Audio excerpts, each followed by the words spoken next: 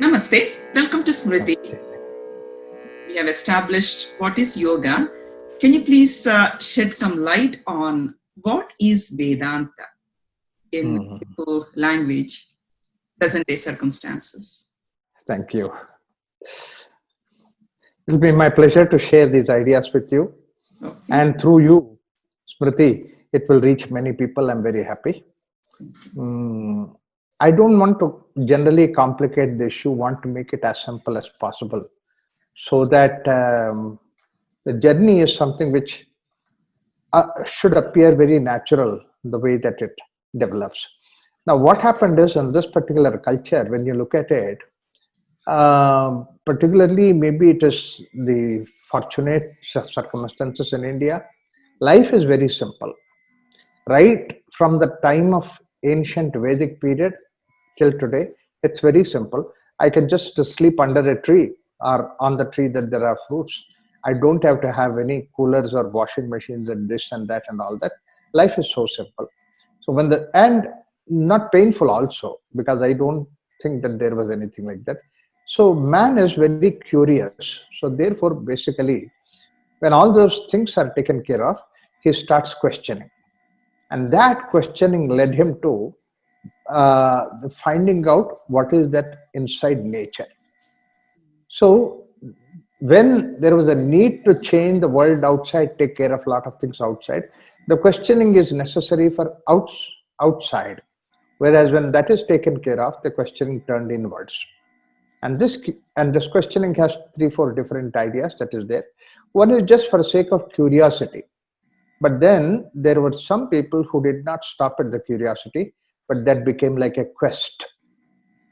And the quest is something which made them to come to a point where, come what may, even if I might to give up my life, but I'll let me try to find out. And that is the kind of example that you see. Like, for example, Nachiketa goes to Yama. The very question that Nachiketa going to Yama indicates that I'm ready to die here. Similarly, Prahalada is in search of Vishnu and all the hardships that he could easily take it. So that way we have the examples to show that how not only at that time, even even the present day also, latent time also, that we could see that. Like there was a small little school boy, his name is Venkataramana, and he started questioning that who am I? To a great extent, to such an extent that he went in questioning, saying that who am I? He went and asked maybe his teachers and all that, and then they said that look, you are wasting your time. So go and do your studies. They didn't even understand the strength of the quest that he had. He left the house, went away, and then sat in a Shiva temple. Such a long time that he was sitting there and meditating, means contemplating on this question, that years later he became Venkataramana, Ramana Maharshi. So that's how these questions are so potential powerful that they can make a Venkataramana into Ramana Maharshi. Similarly, we have a beautiful example, and that is a prince by name Siddhartha. He never came across a dead body or anybody dying or anything with that. He just came across one time. And that one time that his friend Chinna said that, this person died, he innocently asked the question, what do you mean by death?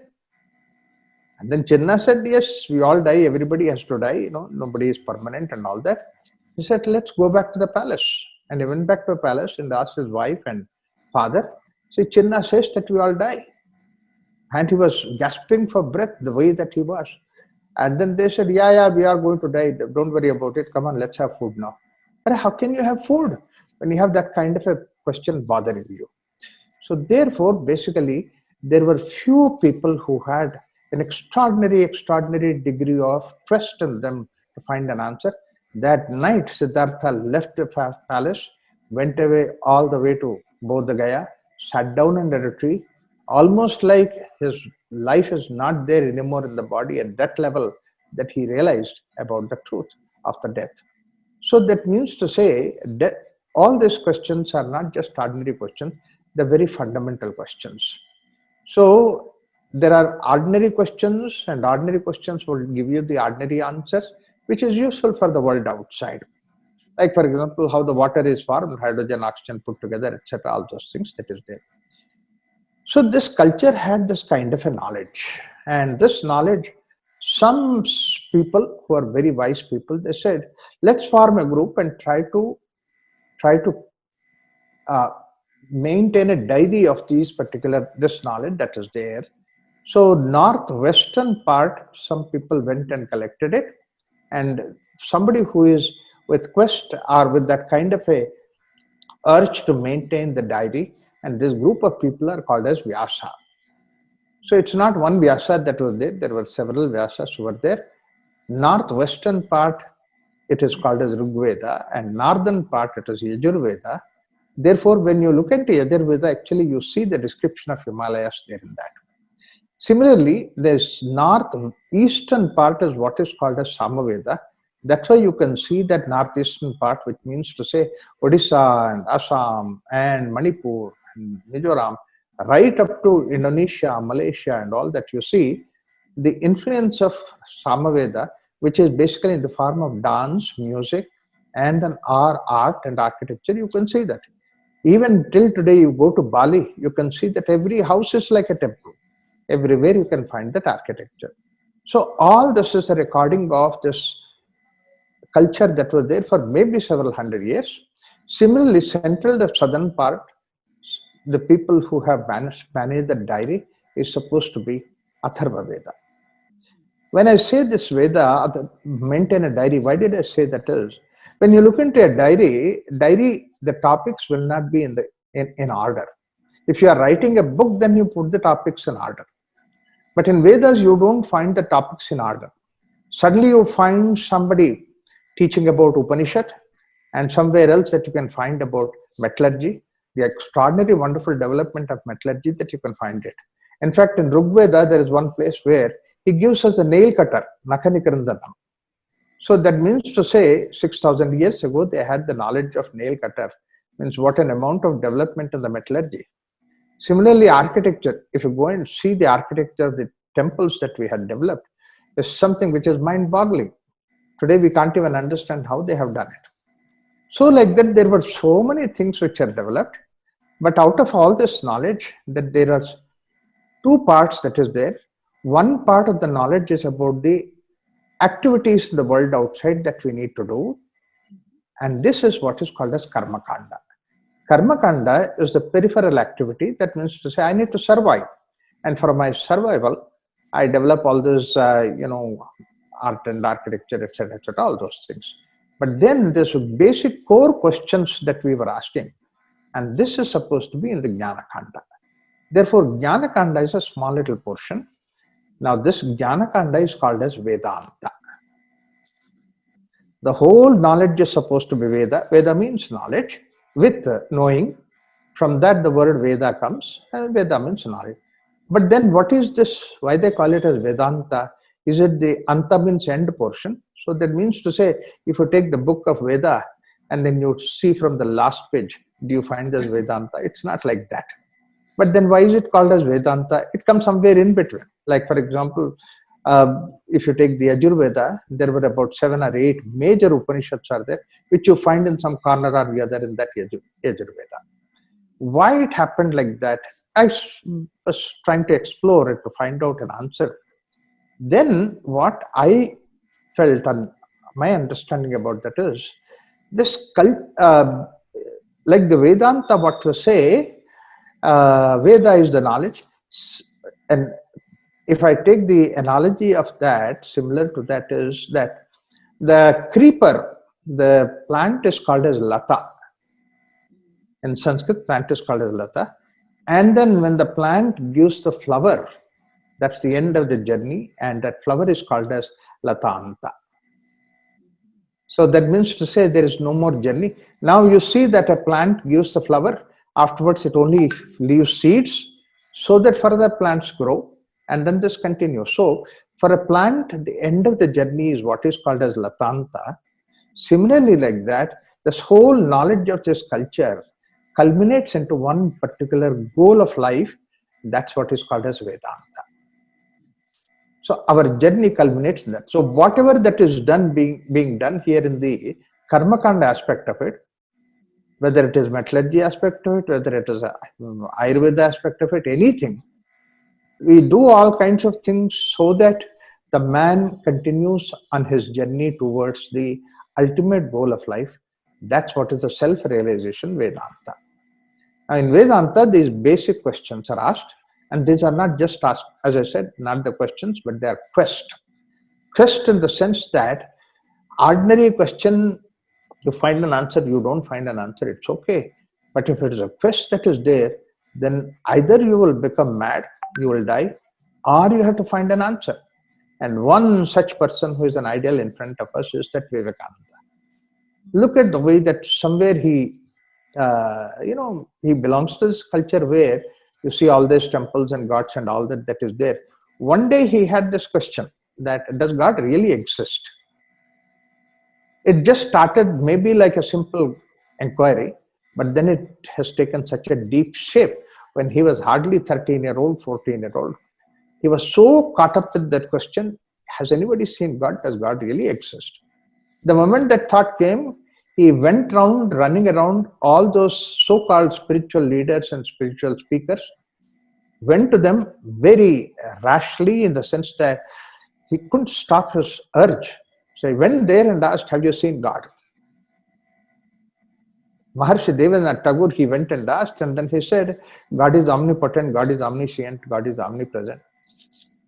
I'm not interested in this answer. Have you seen God? That means to say the seriousness with which is gone. And then he said, yeah, I'm trying to see God. If you are trying to see God, then why should I sit and listen to you? So he came away. Vijay Krishna Goswami is another great saint. He went there. Vijay Krishna Goswami also looked at him when he asked this question, have you seen God? He started explaining to him, yeah, my dear child, you are very great. You are very nice this and that. See, I didn't want any praise. I wanted to find out, have you seen God? He also said that I have not seen God. When this way, hundreds of saints supposed to be so-called, they did not see God. His interest did not die. On the other hand, it grew so much. That's what is the nature of quest. So much that it grew, that is walking on the street, slippers fall off, he doesn't notice, sitting in the classroom, looking through the window, not interested in the class, what's going on. The teachers and colleagues and friends were all shocked to see that this intelligent boy, this extraordinary boy, why is he unnecessarily caught up with this question?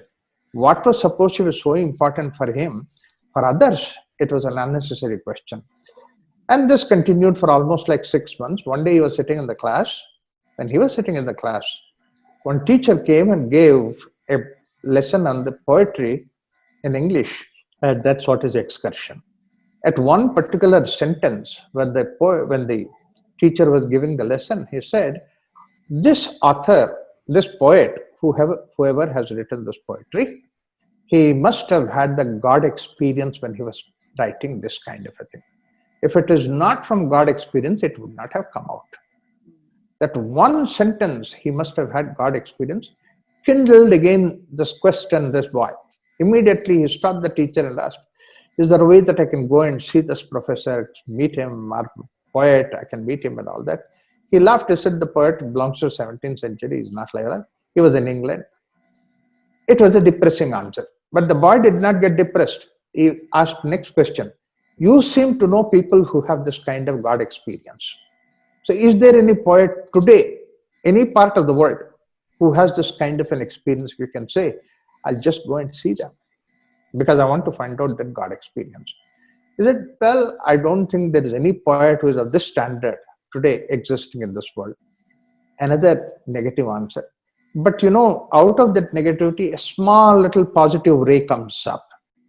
After saying all that, finishing all that sentence, the professor said, there is one person who is a temple priest. He is not a school educated person, he is a temple priest. He stays in Dakshineshwar. His name is Ramakrishna. People call him as Thakur. People say that he has God experience. I don't want to claim that, but people say that. That one word was sufficient for this boy. Jumped out of his table, his bench, and then ran all the way to Dakshineshwar. And then it was afternoon, 3 o'clock, in the hot sun, he went there, knocked on the door. And then Ramakrishna opened the door, looked at this boy gasping for breath. He said, please come sit inside. He said, are you Thakur? Are you Ramakrishna? He smiled and said that, yeah, people call this as Thakur, Ramakrishna. Sit inside, come inside, have some. No, I want to ask you a question. Said, well, it's not one question, you're going to ask many questions. Come inside, have water. You must be coming from Calcutta. Have you seen God? Have you seen God? You know, that's not the only question. Come inside, sit down. No, desperately, I want to find out, have you seen God? Third time when he asked, Thakur replied in 3 sentences. They are the golden sentences. And you can see that sentence comes from the experience with them. It comes from the experience. The first sentence that he replied to Vivekananda, that is Naren, he said, yes, I have seen God. Till now, hundreds of people said that God is omnipotent, God is omniscient, like the parrot they were giving. Here is the first person who gave direct sentence answer. Yes, I have seen God. Finish. That's enough. You don't have to give any answer further, any sentence. You can go now. But then, you see, this is what is the compassion of a teacher. You ask for one answer, that he walks 10 steps in front of you. And that's what Ramakrishna did. He gave the second sentence. He said, yes, I have seen God. I've seen God more real than I see you now. This is such an important sentence because after having said, I have seen God, then this boy goes away from that place. After walking for a distance, and then suddenly he might get a question that maybe this person has seen God in the dream. Maybe he's seen the God in some influence of some substance, alcohol. A lot of people see God in alcohol substance, you know. So that kind of a question. That's why Thakur gave a very clear answer saying that seeing God is all that dream kind of an experience, is real. Seeing you is a dream kind of experience. So God is more real than I see you now. Wow, you didn't even ask that, and you got more than that. And he did not stop there. He gave third sentence. Any stretch of imagination will not give us what can be the third sentence. But when you listen to what Thakur gave the third sentence, then you see how simple it is. And that must have come from somebody who has that kind of an experience. He said, yes, I've seen God. I've seen God more real than I see you now. I can show you God. You want to see? And he held his hand and he started walking towards the Devi temple, Dakshineshwar. From Ramakrishna's place, it's about 100 yards. He was taking him there. Suddenly, Naren, who never expected this kind of an answer, because anytime he was only expecting another person saying that omnipotent, omnipresent and all that, this is totally a different kind of an approach. And then after walking 3-4 steps mechanically along with Thakur, he suddenly closely released his grip from Thakur's hand. He said, Thakur, you know what, I'm directly coming from the school. I will go home. Tomorrow I'll come back. My mother will be waiting for me. Some homework also to do. Thakur at once leaves him and says that, I didn't ask you to come, you came. Go home. Yeah, your mother will be waiting. Tomorrow your wife will be waiting. Sister will be waiting. Then daughter will be waiting. Everybody has a lot of homework to do. You can also do homework. Then he gives an answer which really made a sense to Vivekananda. That made the Vivekananda change over. And what is that? I thought you are serious. I thought you are serious to know the answer. That means the kind of seriousness with which Naren came was not good enough. I thought you are serious. My dear child, you know what? If you want to see God, the quest should be like somebody catches you by neck, pushes your head into the water. At that point of time under the water, you don't want anything but one breath of air. Like that one God that you would like to have as your breath, then you will find God. And you can go home. That changed the whole person, and Naren became a Vivekananda. This is what is the language of Upanishad. When the Upanishad speaks, teacher speaks there, it's an expression from his experience that comes. And that's what you can see that. Like Ishavasya Upanishad, when you look at it, the teacher says, wow, this whole thing is nothing but God. Ishavasyamidam sarvam yatkincha jagatyam jagat. It's like an extraordinary, wonderful experience of exclamation. Then he just puts into these words. He knows very well that the words cannot communicate the experience. That is what is the idea that Upanishads are given. That's why this knowledge is that knowledge, or this culture is that with that knowledge, so that this knowledge will take you at a journey where God is not anymore word, but it's an experience. Spirituality is not anymore the words, but it is an experience. That's why in Taittiriya Upanishad he says, how, ahamannam, ahamannam. When he says that, in fact in Sanskrit the expression is, wow, kind of an expression that he gives in the Sanskrit language. So therefore, and then why there are so many Upanishads? Now you come back to this culture. What used to happen is that all these cities and every place, villages and all these activities were going on. People were living there and then learning and all those things. But the life of the journey, purpose of the life journey is supposed to be spirituality. So here and there, few sages used to sit. One Pippalada sitting here, one Yajnavalkya sitting there, and one Kaushika sitting there, and they were teaching these Upanishads. So only few people used to go there and then take that.